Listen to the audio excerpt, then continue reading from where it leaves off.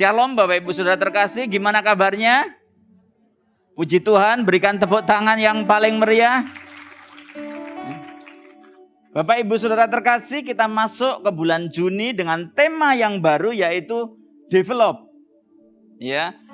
Arti dari develop adalah melakukan segala daya upaya yang terbaik dengan tujuan mengembangkan apa yang dipercayakan kepada kita. Bapak Ibu Saudara terkasih, bukan satu kebetulan kalau mulai bulan ini kita sudah melakukan yang namanya develop ini. Buktinya apa? Buktinya bulan Mei kemarin kita masih ibadah 4 kali. Arti dari develop adalah mengembangkan. Dan mulai bulan Juni ini kita sudah ada ibadah 5 kali. Mari berikan tepuk tangan yang paling meriah. Jadi tidak hanya sekedar berteori Bapak Ibu Saudara terkasih, tetapi kita langsung melaksanakan. Terima kasih untuk para pelayan Tuhan yang dengan exciting, dengan bersegera ya, mengambil kesempatan yang diberikan untuk melayani. Terima kasih untuk para tim pemuji, pemusik, juga usher, untuk semuanya. Ya. Bekerja Tuhan, kerja buat Tuhan itu memang manise saudara terkasih. Ya. Ayo kerja, ayo kerja, ayo kerja di ladangnya Tuhan. Nah Bapak Ibu Saudara terkasih, kerja di ladangnya Tuhan itu luar biasa, privilege, hak spesial. Mengapa? Sebab Tuhan kita adalah Tuhan langsung. Bapak Ibu Saudara terkasih, develop atau mengembangkan adalah hal yang penting sekali untuk kita lakukan dalam kehidupan kita. Salah satu tragedi besar dalam kehidupan kita adalah ketika seseorang, ketika kita tidak mau mengembangkan, tidak mau memaksimalkan potensi atau talenta yang Tuhan percayakan kepada kita. Kita akan belajar bersama dari Matius 25 ayat 14 sampai 26. Perikopnya adalah perumpamaan tentang talenta. Nah, talenta ini melambangkan semua kemampuan, waktu, sumber daya yang Tuhan percayakan kepada kita. Semua kemampuan apapun namanya, ya. Ini yang dimaksud dengan talenta. Ya. Sumber daya apapun yang Tuhan percayakan kepada kita, itulah talenta yang Tuhan percayakan kepada kita. Sebab hal kerajaan surga sama seperti orang yang mau bepergian ke luar negeri, yang memanggil hamba-hambanya dan mempercayakan hartanya kepada mereka. Bapak Ibu, jadi Tuhan itu tidak memberikan, hanya mempercayakan. Apapun yang kita miliki itu hanya dipercayakan oleh Tuhan kepada kita. Jadi kita ini hanya sebagai pengelola. Siapa yang punya? Tuhan. Ketika terjadi transaksi jual beli tanah, pasti yang ditanyakan, sertifikatnya atas nama siapa? Betul? Hanya atas nama. Tetapi sesungguhnya ownernya adalah siapa? Tuhan. Yang seorang diberikannya 5 talenta. Yang seorang lagi 2, dan yang seorang lagi 1. Masing-masing menurut kesanggupannya, lalu ia berangkat. Jadi setiap kita tidak diberi talenta yang sama. Tuhan sangat tahu kemampuan kita. Nah, saudara, kalau yang diberi kepercayaan banyak, jangan sombong. Sebab itu punyanya Tuhan. Nah, kalau yang diberi kepercayaan sedikit, juga tidak usah rendah diri. Sebab Tuhan tidak melihat berapa banyak yang dipercayakan kepada kita. Tetapi bagaimana kita mengelola apa yang Tuhan percayakan kepada kita. Yang setuju katakan amin. Jadi heran saudara kalau ada orang dipercaya banyak kemudian sombong. Ya. Tanah saya banyak, alah cuma atas nama aja, betul? Mobil saya banyak, alah atas nama aja, betul ya? Segera pergilah hamba yang menerima 5 talenta itu. Yang menjalankan uang itu lalu beroleh laba 5 talenta. Hamba yang menerima 2 talenta itu pun berbuat demikian dan berlaba 2 talenta. Tetapi hamba yang menerima 1 talenta itu pergi dan menggali lubang di dalam tanah lalu menyembunyikan uang tuannya. Enggak ngapa-ngapain Bapak Ibu. Yang diberi 5 dan yang diberi 2 dengan sukacita menerima apa yang dipercayakan kepadanya. Dengan sungguh-sungguh mengembangkan. Tapi yang penting bagaimana kita mengelola. Kita mengusahakan, mengembangkan semaksimal mungkin. Apa yang Tuhan percayakan dalam kehidupan kita, mari kita kembangkan semaksimal mungkin. Ya. Tempat yang paling kaya di muka bumi ini bukan tambang emas Bapak Ibu, tetapi di mana? Taman Mumbul. Sebab di sana ada begitu banyak potensi yang diberikan oleh Tuhan, yang bahkan sampai yang bersangkutan ditanam di Taman Mumbul itu belum pernah dikerjakan, masih mulus potensinya. Kenapa? Ya karena sama dengan yang satu, disimpan. Apa yang terjadi saudara? Nah, ketika tuannya itu pulang, maka tuannya itu memanggil hamba-hamba. Ya, ayat yang 20. Hamba yang menerima talenta itu datang dan ia membawa laba 5 talenta. Katanya, Tuan 5 talenta Tuhan percayakan kepadaku. Lihat, aku telah beroleh laba 5 talenta. Lihat, aku telah mengembangkan. Aku telah mengusahakan. Ya. Sehingga bertambah menjadi 5 talenta. Laba 5 talenta. Dipercayakan 5 talenta. Laba 5 talenta. Berkembang dari 5 menjadi 10. Demikian pula dengan yang 2. Dia melakukan hal yang sama. Dari 2 dia kembangkan. Akhirnya menjadi 4. Laba 2 talenta. Apa yang dikatakan kepada yang diberi 5 talenta dan 2 talenta? Itu sama saudara. Sama persis. Baik sekali perbuatanmu itu, hai hambaku yang baik dan setia. Engkau telah setia dalam perkara kecil, aku akan memberikan kepadamu tanggung jawab dalam perkara yang besar. Masuklah dan turutlah dalam kebahagiaan Tuhanmu. Yang setia dalam hal perkara kecil akan diberikan kepercayaan yang lebih besar. Tidak pernah lupa saya bahwa Cak Asmo, siapa tahu Cak Asmo? Cak Asmo itu seumur dengan saya. Dan dia sangat banyak berjasa buat saya. Jasa apa Pak Anton? Sebab waktu itu saya juga baru mulai belajar bekerja Bapak Ibu. Uangnya masih pas-pasan ya saudara. Sehingga kalau makan ya setiap hari bisanya makan nasi goreng atau nasi putih. Nasi goreng terus kan bosen. Cak Asmo juga masih di emperan. Kadang-kadang masih keliling ngipas. Saya sering bilang, Cak, setiap hari nasi goreng. Sekarang nasi putih aja, tetapi tolong gorengin telur 3. Wah. Lihat, Cak Asmo itu setia.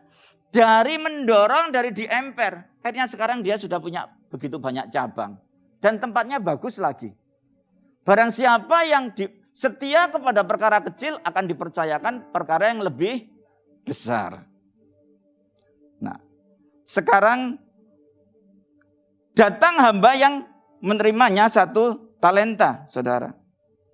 Ayat 24. Kini datanglah juga hamba yang menerima 1 talenta itu dan berkata, Tuhan, aku tahu bahwa Tuhan adalah manusia yang kejam, yang menuai di tempat di mana Tuhan tidak menabur, dan yang memungut dari tempat di mana Tuhan tidak menanam. Ayat 26, apa yang dijawab oleh tuannya itu? Hei hamba yang jahat dan malas. Nah saudara terkasih, kemudian ayat 30, loncat. Ya, waktunya cepat sekali, sudah tinggal sedikit. Dan campakkanlah hamba yang tidak berguna itu ke dalam kegelapan yang paling gelap.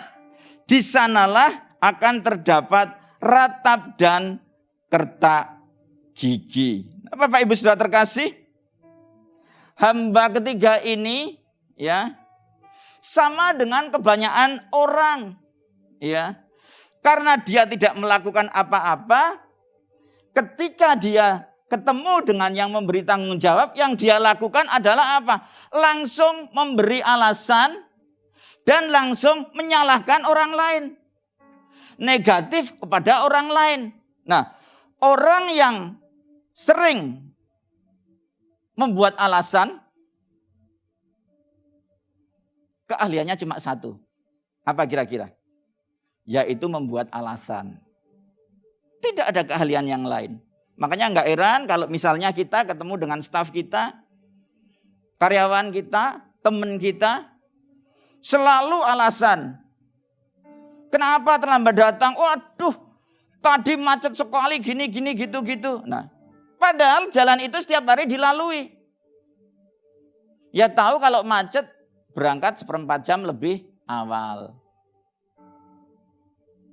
Ini pasti di tempat Bapak Ibu enggak ada. Adanya di tempat saya aja. Nah, apa kata tuannya kepada hamba yang jahat itu ya? Kepada hamba itu, hei hamba yang jahat dan malas. Nah, Bapak Ibu, jadi orang yang tidak mengembangkan talenta atau sesuatu yang Tuhan percayakan kepada kita, orang itu disebut hamba yang jahat dan malas. Malas dan jahat. Mengapa malas? Ya karena tidak mau mengerjakan. Tidak mau mengembangkan. Tidak mau mengusahakan apa yang Tuhan percayakan kepada kita.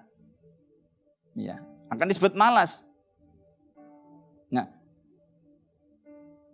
hati si pemalas penuh keinginan, tetapi sia-sia. Sebab apa? Pemalas itu punyanya hanya keinginan. Sedangkan hati orang rajin diberi kelimpahan. Sebab orang rajin itu punya keinginan dan dia bertindak sesuai dengan keinginannya. Boleh setiap hari kita ingin bangun pagi. Tapi masalah jadi bangun pagi atau tidak, itu tergantung action kita, betul ya? Nah, tidur sebentar lagi, mengantuk sebentar lagi. Melipat tangan sebentar lagi untuk tinggal berbaring. Apa akibatnya? Maka datanglah kemiskinan kepadamu seperti seorang penyerbu. Dan kekurangan seperti orang yang bersenjata. Kerjanya alasan saja. Kita semua mengalami yang namanya pandemi. Ya, semua mengalami yang namanya kita harus bekerja keras. Semua mengalami yang namanya kita harus mengencangkan ikat pinggang. Jadi enggak ada alasan lagi saudara. Kemudian mengapa disebut jahat hamba itu? Ya sebab tidak melakukan apa yang seharusnya dilakukan. Yang seharusnya dia lakukan adalah mengembangkan talenta atau apa yang Tuhan percayakan kepada dia. Demikian pula dengan kita, saudara, Bapak Ibu saudara terkasih. Kita harus melakukan apa yang harus kita lakukan dalam kehidupan kita. Sederhana, Bapak Ibu. Sebagai anak, berapa banyak di sini yang anak yang masih ikut orang tuanya? Angkat tangannya. Angkat tangannya. Anak. Wah, banyak. Nah, sebagai anak, apa yang harus kita lakukan? Nurut sama orang tua. Sebab kalau tidak nurut, kita akan masuk ke dalam kategori jahat. Sebab apa? Tidak melakukan yang harus kita lakukan. Orang tua itu pasti, ya saya jamin, dia akan mempersiapkan anaknya untuk mendapatkan yang terbaik. Makanya orang tua melatih anak ya, di rumah, ya, walaupun ada yang membantu, tetap anak kita latih nyuci piring. Suatu saat kan dia akan mungkin harus kuliah atau sekolah di luar kota. Nah kalau nggak pernah nyuci piring, bingung saudara terkasih. Mosok piring habis beli buang, piring beli buang, kan nggak mungkin kan. Nah, makanya harus dilatih. Ya kalau anak-anak pas dilatih orang tuanya, dimintain tolong untuk nyuci piring, jangan menggerutu. Sebab itu baik buat kalian. Bukan tidak baik, baik buat kalian. Kalau misalnya diminta untuk nyapu dan ngepel, jangan berkata, kan ada yang nyapu dan ngepel. Juga besok, kalau nanti saya sudah besar, saya akan juga punya pembantu. Lah kita punya pembantu, tapi kalau kita nggak tahu bagaimana itu namanya bersih, bagaimana? Iya kan? Kita kan harus bisa ngajari. Mungkin bukan kita yang nyapu, tapi kan nyapu itu caranya begini loh. Ngepel itu caranya begini. Nah, ini untuk anak, untuk istri. Untuk istri yang baik adalah istri yang tunduk kepada suami. Bukan istri yang nanduk-nanduk suami. Nah, di sini nggak ada ya, yang suka nanduk itu apa saudara? Kambing. Ya, di sini kan domba semua saudara. Nah, sebagai suami, ya, berapa banyak suami di tempat ini? Saya angkat tangan karena saya suami. Nah, sebagai suami, yuk kita kasihi istri kita. Kita perhatikan istri kita. Mau mengharapkan surga di bumi seperti di surga? Ya siapkan suasana surga di rumah. Betul? Kalau suasananya suaminya sedikit-sedikit marah, itu bukan suasana surga, itu suasana neraka. Jadi nggak heran saudara kalau di rumah itu misalnya, di rumah berantem terus Pak Anton, lah suasananya gimana? Ya rame Pak Anton, saling menyalahkan, iya. Bagaimana bisa merasakan suasananya surga? Bagaimana istrinya bisa seperti malaikat? Lah tempatnya saja seperti di neraka. Iya kan? Malaikat baik itu tempatnya di surga. Nah, Bapak Ibu, siapkan supaya situasi rumah itu seperti surga. Ya, supaya penduduknya juga seperti surga. Nah Bapak Ibu sudah terkasih, tidak ada orang malas yang menjadi berkat. Yang ada orang malas itu pasti menjadi beban. Malas adalah wujud dari salah satu perbuatan daging, yaitu mementingkan diri sendiri. Makanya dikatakan jahat.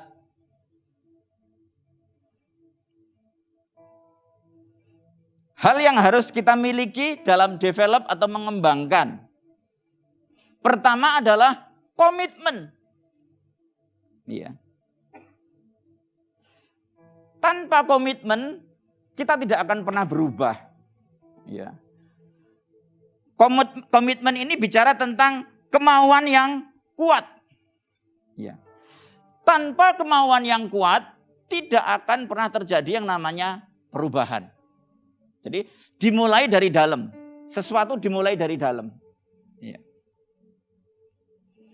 Ada banyak orang yang mungkin memiliki kemampuan dalam hal daya. Nah dulu kalau kita lihat Pak Asmo itu kan dia sampai harus keliling ngemper, kenapa? Karena nggak ada daya, nggak ada kekuatan dalam hal ekonomi. Tapi dia punya komitmen yang kuat. Dia yang melakukan yang terbaik yang bisa dia lakukan, yang nggak bisa Tuhan yang akan melakukan untuk dia.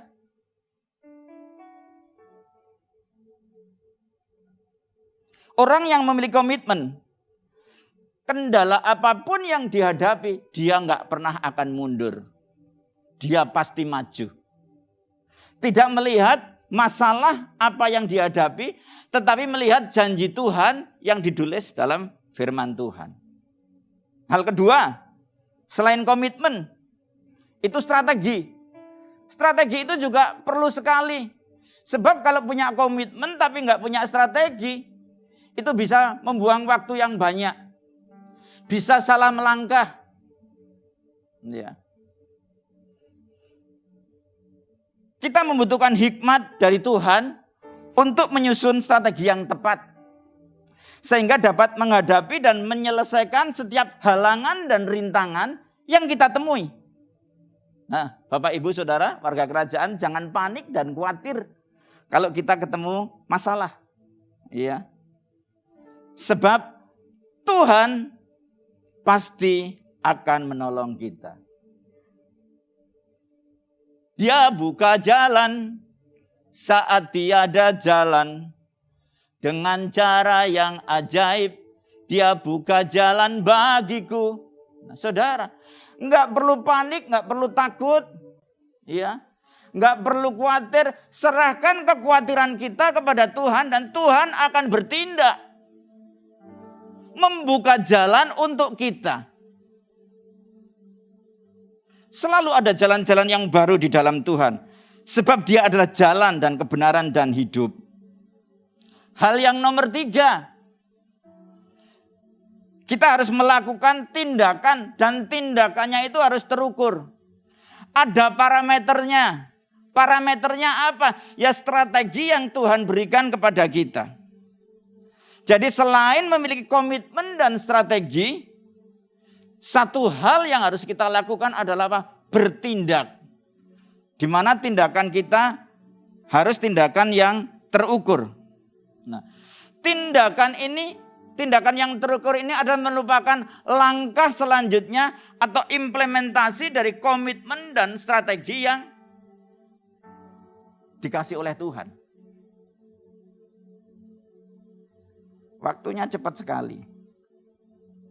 Mengapa mengembangkan diri? Mengapa harus mengembangkan diri terhadap apa yang dipercayakan Tuhan dalam kehidupan kita? Yang pertama, sebagai ucapan syukur. Tuhan itu begitu baik dalam kehidupan kita. Ia mati bagi kita bahkan ketika kita masih berdosa. Untuk apa? Untuk menebus dosa kita. Nah, sebagai ucapan syukur, mari kita kembangkan apa yang Tuhan percayakan kepada kita. Masalah umur nggak ada terlambat. Umurku sudah tua, nggak masalah. Umur itu kan hanya masalah hitungan, betul? Yang penting semangatnya. Makanya ada orang secara hitungan umurnya 65, tapi semangatnya nggak kalah sama yang umur 30. Tapi ada orang yang masih muda, tetapi selalu jalan tertunduk lesu, tidak bergairah apa-apa padahal masih muda. Mengapa?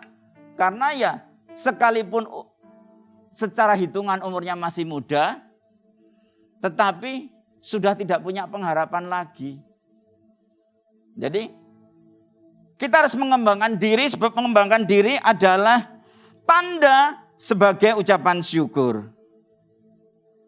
Usaha mengembangkan, ya, nggak apa-apa.